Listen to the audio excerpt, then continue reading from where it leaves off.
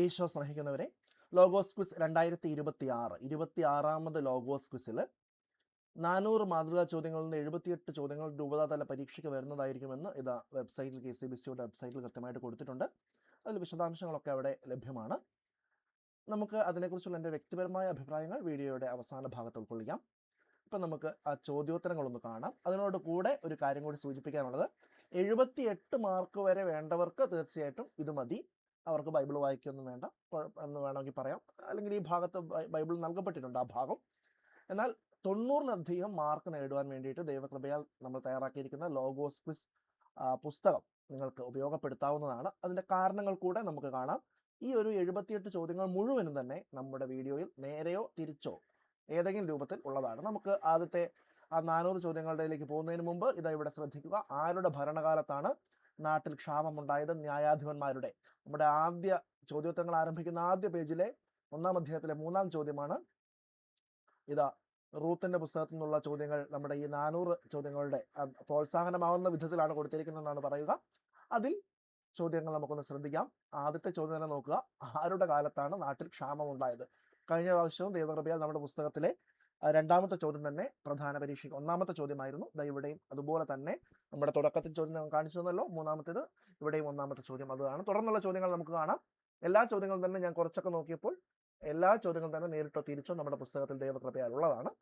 മൊവാബ് ദേശത്ത് കുടിയേറി പാർത്തത് ആരാണ്? യൂദായിലെ ഒരു ബേത്ലഹേംകാരൻ അല്ലെങ്കിൽ എലിമെലക്ക്. നവോമിയുടെ പുത്രന്മാരുടെ പേര് എന്ത്? മഹ്ലോൻ, കിലിയോൻ. അവർ യൂദായിലെ ബേത്ലഹേമിൽ നിന്നുള്ള ഡാഷ് ആയിരുന്നു പൂരിപ്പിക്കുക എന്നുള്ളതാണ്. എഫ്രാത്യർ. അപ്പോൾ എല്ലാ ചോദ്യങ്ങളും നമ്മുടെ പുസ്തകത്തിലുള്ളത് തന്നെയാണ്. എഫ്രാത്യരൊക്കെ നമ്മുടെ തൊട്ടടുത്ത പേജിൽ ആ ഒരു പുസ്തകത്തിന്റെ അടുത്ത പേജിൽ തന്നെ ആ ഒരു ചോദ്യങ്ങളൊക്കെ ഉള്ളതാണ്. ഇത് കണ്ടോ, എല്ലാ ചോദ്യങ്ങളും എലിമെലക്ക്, നവോമി, എഫ്രാത്യർ, മൊവാബിൽ, എല്ലാ ചോദ്യങ്ങളും അവിടെ ഉള്ള കാര്യങ്ങളാണ്. മഹ്ലോന്റെയും കിലിയോന്റെയും പേര് ഒരുമിച്ച് കൊടുത്തിട്ടുണ്ട്. എല്ലാ ചോദ്യങ്ങളും നമ്മുടെ പുസ്തകത്തിൽ ഉള്ളത് തന്നെയാണ്. എന്ത് കേട്ടപ്പോഴാണ് നവോമി മരുമക്കളോടുകൂടെ മൊവാബിൽ നിന്ന് തിരികെ പോകാൻ ഒരുങ്ങിയത്? കർത്താവ് തന്റെ ജനത്തെ ഭക്ഷണം നൽകി അനുഗ്രഹിക്കുന്നു എന്ന് കേട്ടിട്ട്. ആരാണ് അമ്മായി അമ്മയെ ചുംബിച്ച് വിടവാങ്ങിയത്? ഓർഫ. ഓർഫ ആരുടെ അടുത്തേക്ക് മടങ്ങിപ്പോയെന്നാണ് നവോമി പറയുന്നത്? ചാർച്ചക്കാരുടെയും ദേവന്മാരുടെയും. നവോമിയെയും റൂത്തിനെയും കണ്ട് വിസ്മയിച്ചത് ആര്? പട്ടണം മുഴുവൻ. എന്നെ നവോമി എന്നല്ല ഡാഷ് എന്നാണ് വിളിക്കേണ്ടത്. മാറ. നവോമി എന്ന വാക്കിനർത്ഥം സന്തുഷ്ട. എപ്പോഴാണ് നവോമിയും റൂത്തും ബേത്ലഹേമിലെത്തിയത്? ബാർലി കൊയ്ത്ത് തുടങ്ങിയപ്പോൾ. കർത്താവിന്റെ കരം എനിക്കെതിരെ ഉയർന്നിരിക്കുന്നു എന്ന് പറഞ്ഞതാര്? നവോമി. എല്ലാ ചോദ്യങ്ങളും പുസ്തകത്തിലുള്ളതാണ്. നമുക്ക് നോക്കിയാൽ തന്നെ കാണാവുന്നതാണ്. ഞാൻ മുഴുവനായിട്ട് എടുത്ത് കാണിക്കാൻ ഉദ്ദേശിക്കുന്നില്ല. എങ്കിലും ചാർച്ചക്കാരുടെയും ദേവന്മാരുടെ അടുത്തേക്ക്, അതുപോലെ റൂത്തിന്റെ പേരുണ്ട്, അതുപോലെ എപ്പോഴാണ് വന്നതെന്നുള്ള ലാസ്റ്റ് ചോദ്യം, ബാർലി കൊയ്ത്ത് തുടങ്ങിയപ്പോൾ, നവോമി എന്ന പേരിന്റെ അർത്ഥം, എല്ലാം ദൈവകൃപയാൽ പുസ്തകത്തിൽ ഉള്ളത് തന്നെയാണ്. ഞാനതിന് ഇനി കൂടുതലായിട്ട് അതിനെക്കുറിച്ച് പറയുന്നില്ല. ചില സമയങ്ങൾ മാത്രം ഒന്ന് ഓർമ്മിപ്പിക്കാമെന്ന് മാത്രം. ഇനി വചനഭാഗം 2 അവിടെ പറഞ്ഞിരിക്കുന്നത് 2-ാം അധ്യായത്തിൽ നിന്നുള്ള ചോദ്യങ്ങൾ കൊടുത്തിട്ടുണ്ട്. നവോമിയുടെ ഭർതൃഗ്രഹത്തിൽ ഉണ്ടായിരുന്ന ധനികനാര്? ബോവാസ്. ആരുടെ വയലിലാണ് റൂത്ത് എത്തിച്ചേർന്നത്? എലിമെലക്കിന്റെ കുടുംബത്തിൽപ്പെട്ട ബോവാസിന്റെ വയലിൽ. കൃത്യമായിട്ട് പുസ്തകത്തിലുണ്ടത്. ബോവാസ് എന്തു പറഞ്ഞാണ് കൊയ്ത്തുകാരെ അഭിവാദനം ചെയ്തത്? കർത്താവ് നിങ്ങളോടുകൂടെ. കൊയ്ത്തുകാർ പ്രത്യഭിവാദനം ചെയ്തത് എങ്ങനെ? കർത്താവ് അങ്ങയെ അനുഗ്രഹിക്കട്ടെ. കാല പെറുക്കിയത് മെതിച്ചപ്പോൾ എത്ര ഉണ്ടായിരുന്നു? 1 ഏഫ ബാർലി. വിളവെടുപ്പ് കഴിയുന്നത് വരെ റൂത്ത് ആരോട് ചേർന്ന് നിന്നാണ് കാല പെറുക്കിയത്? ബോവാസിന്റെ ദാസിമാരോട് ചേർന്ന് നിന്ന്. കൊയ്ത്തുകാരുടെ മേൽനോട്ടം വഹിച്ചിരുന്ന ഭൃത്യനോട് ബോവാസ് എന്താണ് ചോദിച്ചത്? ആരാണ് ഈ യുവതി? നമ്മൾ ബോർഡ് പരീക്ഷയിലൊക്കെ പ്രത്യേകമായിട്ട് ഉൾപ്പെടുത്തിയ ചോദ്യമാണ് കൂടിയാണിത്. നവോമിയുടെ പുസ്തകത്തിലുണ്ട്. നവോമിയോടൊപ്പം മൊവാബിൽ നിന്ന് വന്ന മൊവാബി സ്ത്രീയാണ് എന്ന് മറുപടി നൽകിയത് ആരാണ്? ഭൃത്യൻ. അത് ശരിക്കും ഭൃത്യൻ എന്നുള്ളതല്ല, കൊയ്ത്തുകാരുടെ മേൽനോട്ടം വഹിച്ചിരുന്ന ഭൃത്യൻ എന്നുള്ളതാണ് ഉത്തരം എന്ന് എനിക്ക് ആ ഒരു വാക്യത്തെക്കുറിച്ച് പറയാനുണ്ട്. ഇനി അന്യനാട്ടുകാരിയായി എന്നോട് കരുണ തോന്നാൻ ഞാൻ അങ്ങേക്ക് എന്തു നന്മ ചെയ്തു? എങ്ങനെയാണ് റൂത്ത് ഈ ചോദ്യം ചോദിച്ചത്? സാഷ്ടാംഗം പ്രണമിച്ചുകൊണ്ട്. ഭക്ഷണ സമയത്ത് ബോവാസ് അവളോട് പറഞ്ഞ കാര്യങ്ങളിൽ അപ്പം എങ്ങനെ ഭക്ഷിക്കാനാണ് പറയുന്നത്? വീഞ്ഞിൽ മുക്കി. റൂത്ത് ശേഖരിച്ച ധാന്യം ആരെയാണ് കാണിച്ചത്? അമ്മായി അമ്മയെ. നമ്മൾ എപ്പോഴും ചോദിക്കുന്ന ചോദ്യമാണല്ലോ. ഇനി അടുത്ത ഒരു ചോദ്യത്തിലേക്ക് പോവാം. ഓക്കെ, നമുക്ക് നെറ്റ്വർക്കിന്റെ നെറ്റ് കട്ടാക്കിയിരുന്നു. നെറ്റ് എടുത്താലാണ് നമുക്ക് അതിന്റെ ബാക്കി കിട്ടാൻ വേണ്ടിയിട്ടാണ്. ഓക്കെ, അടുത്ത ചോദ്യം നോക്കാം.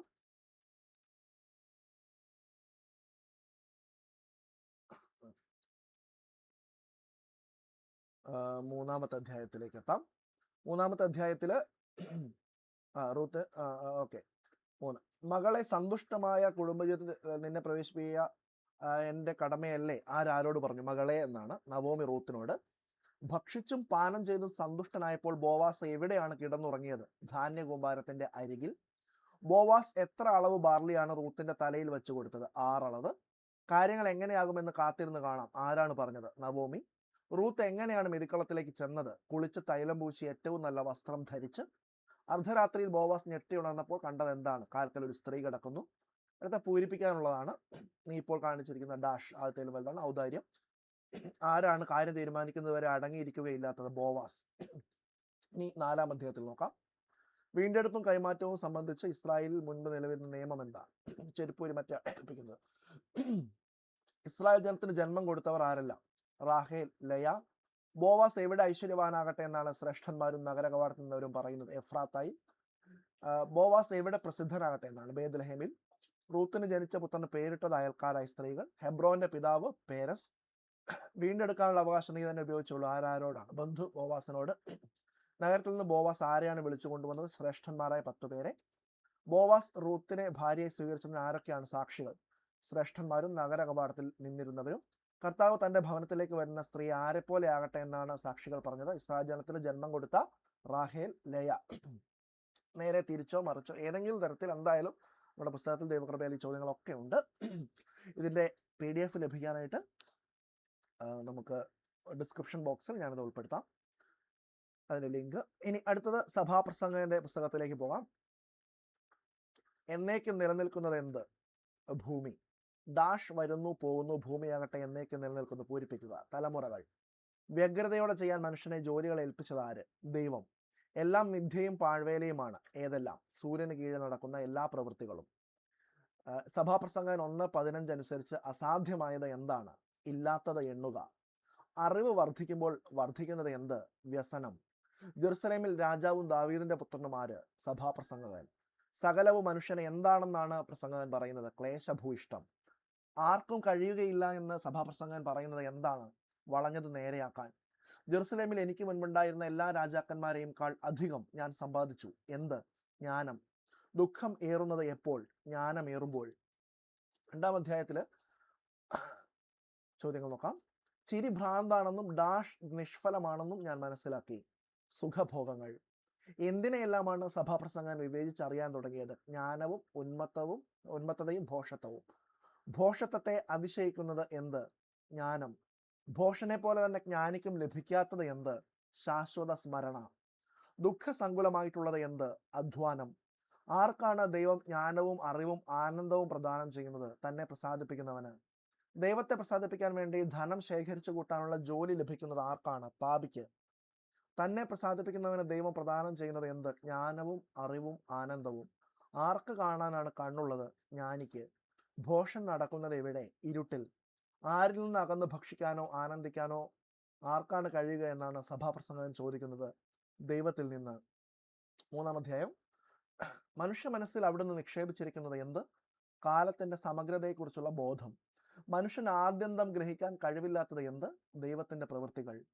ഡാഷ് ശാശ്വതമാണെന്ന് സഭാപ്രസംഗൻ അറിയുന്നു. പൂരിപ്പിക്കുക. ദൈവത്തിന്റെ പ്രവൃത്തികളെല്ലാം. എന്തിനെയാണ് ദൈവം യഥാകാലം തിരികെ കൊണ്ടുവരുന്നത്? കടന്നുപോയ ഓരോന്നിനെയും. സൂര്യന് കീഴെ നീതി പുലരേണ്ടതായ ഏതിടത്താണ് തിന്മ കുടികൊള്ളുന്നതായി കണ്ടത്? ന്യായപീഠത്തിൽ. ആരെയെല്ലാം ദൈവം വിധിക്കുമെന്നാണ് സഭാപ്രസംഗൻ വിചാരിച്ചത്? നീതിമാനെയും ദുഷ്ടനെയും. ഒന്ന് ചാകുന്നത് പോലെ മറ്റേതും ചാകുന്നു എന്ന് പറയുന്നത് എന്തിനെക്കുറിച്ചാണ്? മനുഷ്യ മക്കളും മൃഗങ്ങളും. കരയാൻ ഒരു കാലം, ചിരിക്കാൻ ഒരു കാലം, വിലപിക്കാൻ ഒരു കാലം. ആര് വെറും മൃഗങ്ങൾ ആണെന്ന് അവരെ കാണിക്കാൻ വേണ്ടി ദൈവം അവരെ പരീക്ഷിക്കുകയാണെന്നാണ് സഭാപ്രസംഗം കരുതിയത്? മനുഷ്യമക്കൾ. ആർക്കാണ് മൃഗത്തെക്കാൾ യാതൊരു മേന്മയും ഇല്ലാത്തത്? മനുഷ്യനാണ്. 4-ാം അധ്യായം. എല്ലാ അധ്വാനവും എല്ലാ വൈദഗ്ധ്യവും മനുഷ്യരുടെ ഡാഷ് ഫലമാണെന്ന് ഞാൻ ഗ്രഹിച്ചു. പരസ്പര സ്പർദ്ധയുടെ. ആരാണ് കൈയും കെട്ടിയെന്ന് ക്ഷയിക്കുന്നത്? ഭോഷൻ. ഇരു കൈകൾ നിറയെയുള്ള അധ്വാനത്തെക്കാളും പാഴ്വേലയേക്കാളും ഉത്തമമായിട്ടുള്ളത് എന്ത്? ഒരു പിടി സ്വസ്ഥത. പുത്രനോ സഹോദരനോ ആരുമില്ലാത്തവനും അറുതിയില്ലാത്തത് എന്തിന്? അധ്വാനത്തിന്. ഡാഷ് എത്രയായാലും അവന് മതി വരുന്നില്ല. പൂരിപ്പിക്കുക. ധനം. വേഗം പൊട്ടുകയില്ലാത്തത് എന്ത്? മുപ്പിരിച്ചരട്. ഉപദേശം നിരസിക്കുന്ന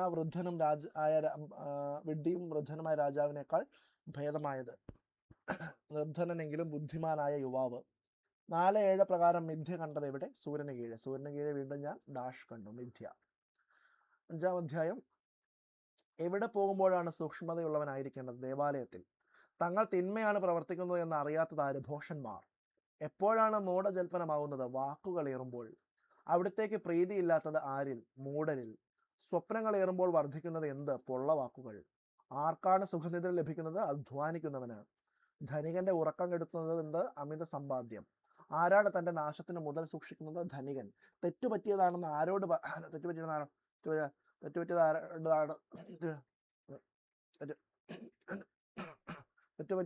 തെറ്റുപറ്റിയതാണെന്ന് ആരോട് പറയാൻ ഇടവരുത്തരുത് എന്നാണ് പറയുന്നത്? ദൂതനോട്. ദുഃഖ സ്വപ്നങ്ങൾ കൂടുന്നത് എപ്പോൾ? ആകുലതയേറുമ്പോൾ.